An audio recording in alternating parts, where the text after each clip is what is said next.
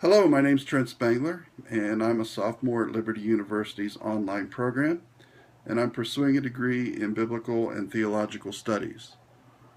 Now, I've grown up in church my entire life, and my life-changing event happened just a few months ago. I'm 43 years old, and most of my adult life has been spent serving in churches, whether it be full-time, whether it be part-time, or whether it be volunteer. I've always served in church, but I always felt that God wanted a little more from me.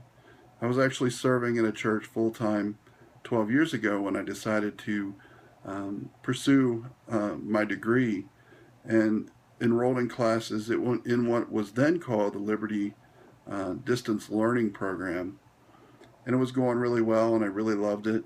But then through some life circumstances that scarred me financially and emotionally, school was kind of put on the back burner.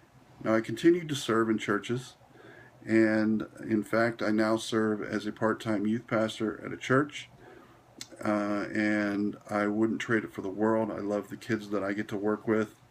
But just a couple months ago, I started to feel really stuck. Really like I was just kind of going through the motions, like there was something missing.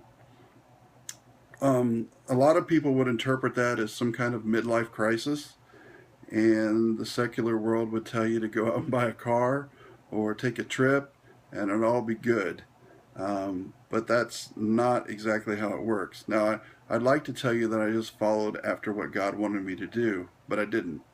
I made some poor financial decisions, made some other poor decisions that, put a strain on my marriage.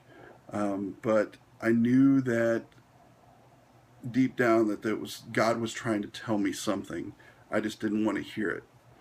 And I started seeing a Christian counselor to kind of help me work through the thoughts that I was having.